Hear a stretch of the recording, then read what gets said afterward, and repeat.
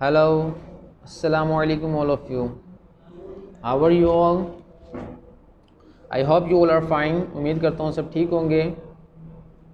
As you know, all guys know your video classes are being conducted just because of coronavirus. That is your golden chance to make yourself able to do something for your future, because you have been told before in 9 and metric class, that is your basic classes where you can get high marks, high percentage to show the people that you are something. I hope you will work hard at your home and you will avail your time which is going on. As you have all known, we have started our English book and we have completed the first chapter, which was poem The Voice of God. It was conducted yesterday. Now today we are going to start a new topic, means chapter number 2, page number 2, the voice caliph. The voice caliph, voice means aqalmand, voice means aqalmand, voice caliph, caliph mean khalifa, یعنی کہ ایک عقلمند خلیفہ. The Caliph Harun al-Rashid was known and respected for his justice and wisdom. The خلیفہ ہارون الرشید جانا جاتا تھا اور لوگ اس کی عزت کیا کرتے تھے، یعنی کہ وہ عزت کا حامل تھا اپنے انصاف اور اپنی عقل کی وجہ سے، یعنی کہ اس کے انصاف اور اس کی عقل کی وجہ سے لوگ بہت زیادہ عزت دیا کرتے تھے اور اسے جانتے تھے. At night he would disguise himself as a common man and go through the street of Baghdad. رات کے وقت وہ ایک عام آدمی کا سا بھیس بدل لیتا اور بغداد کی گلیوں میں گھوما کرتا تھا. ڈسگز بھیس بدلنا، ڈسگز بھیس بدلنا. تو وہ رات کے وقت اپنا بھیس بدل لیا کرتا تھا، عام انسان کا سب بھیس بدل کر، اور لوگوں میں جاتا تھا، یعنی کہ بغداد کی گلیوں میں گھوما کرتا تھا. He would mingle with the common people in order to gain first hand knowledge of their difficulties and problems. وہ لوگوں کے ساتھ، عام لوگوں کے ساتھ ملتا تھا تاکہ وہ اس بات کا اسے علم ہو سکے، یعنی کہ وہ اس بات کی علم حاصل کر سکے کہ جو پریشانیاں اور جو تکلیف میں وہ مبتلا ہیں. منگل، MINGL، منگل گھلنا ملنا، ٹھیک ہے، لوگوں سے گھلنا ملنا.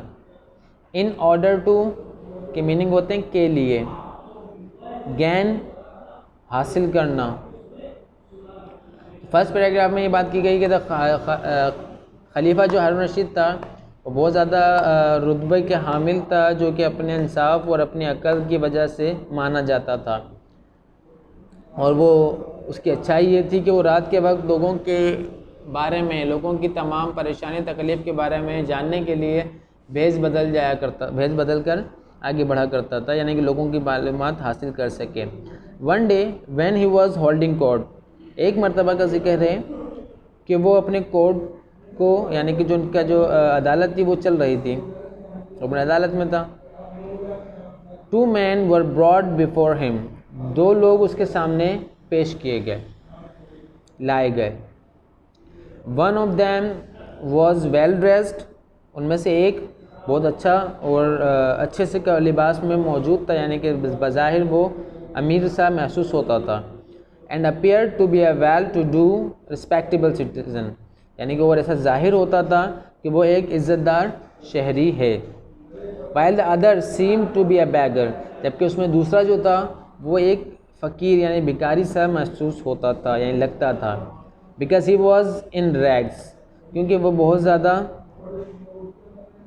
بری حالت میں تھا اور اس کے ساتھ ساتھ غصے میں بھی تھا. These two men were holding between them a beautiful white horse. ان دونوں کے درمیان میں یعنی کہ وہ دونوں جو تھے ایک گھوڑے یعنی سفید گھوڑے کو، ایک خوبصورت سفید گھوڑے کو اپنے درمیان میں لیے موجود تھے. اگر آپ کو پہلے کی بات بتا دوں تو پہلے گھوڑا جو تھا مینس جو ہارس ہوتے ہیں ان کی بہت زیادہ ویلیو تھی، اور کچھ نسل ایسی ہوتی ہیں یعنی کہ ان میں بریڈس ایسی ہوتی ہیں جن کی ویلیو آج بھی ہے.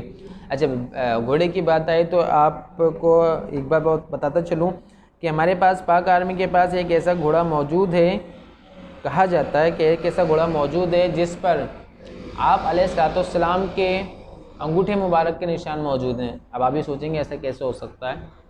بیسیکلی وہ ایک بریڈ تھی جس پر آپ علیہ الصلوۃ والسلام نے مجھے جو مفہوم کچھ یاد ہے وہ ایسا ہی ہے. میں صرف آپ تک انفارمیشن پہنچانے کی کوشش کر رہا ہوں تاکہ آپ کو بھی اس بات کا علم ہو کہ وہ جو بریڈ تھی یعنی کہ ایک جو گھوڑا تھا آپ علیہ الصلوۃ والسلام نے اس پہ اپنا انگوٹھا مبارک اس پہ لگایا تھا، جس کی وجہ سے وہاں پر ایک نشان اس پہ آ گیا تھا. اور جب اس کے بعد جو بھی اس کی نسلیں چلتی رہیں وہ نشان ان گھوڑوں میں اسی جگہ موجود رہا. یعنی کہ اب تک جو نسل آتی ہے اس گھوڑوں کی یعنی کہ ان کی بریڈز جو چل رہی ہے کنٹینیو، ان بریڈز کے اندر ایک خاصیت یہ ہے کہ وہ نشان اب تک اسی جگہ پر ان کے موجود ہے، جو کہ ہماری آرمی کے پاس بھی ایسے گھوڑے موجود ہیں. چلیں خیر come to the topic. The Qazi approached the calf and said to him. جو قاضی تھا وہ انہیں خلیفہ کے پاس لے کر آیا تھا اور خلیفہ سے اس نے کہا، او لیڈر آف دی فیتھفل، اے انصاف کے رہنما، اے ایماندار رہنما، I have brought before you a dispute which I could not settle. میں آپ لوگوں کے درمیان ایک معاملہ لے کر آپ کے پاس ایک معاملہ لے کر آیا ہوں جو کہ مجھ سے حل نہیں ہو رہا. It is a difficult case. یہ بہت زیادہ مشکل معاملہ ہے. But I am certain that with your knowledge and wisdom you will pronounce a just decision. لیکن میں اس بات پہ یقین رکھتا ہوں کہ آپ لازماً اس معاملے کو یعنی کہ اپنی عقل سے اس کا علم حاصل کریں گے اور اس معاملے کو یعنی کہ اس کا فیصلہ کر دیں گے.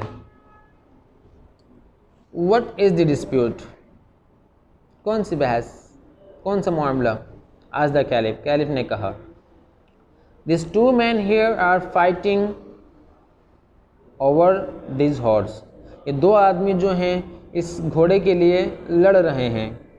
Each one of them claims and swears that this horse is his. دونوں اس بات کا دعویٰ اور قسمیں کھا رہے ہیں کہ یہ گھوڑا ان کا ہے. Step forward. آگے بڑھو. The Caliph ordered the well-dressed man.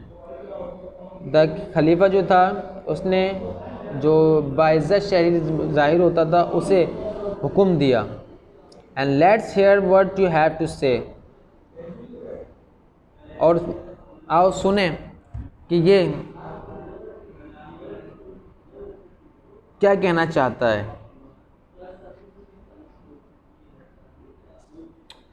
چلیں کلاس آج کی کلاس فی الحال یہیں تک رکھتے ہیں. اس سے آگے انشاءاللہ تعالیٰ کل پڑھیں گے.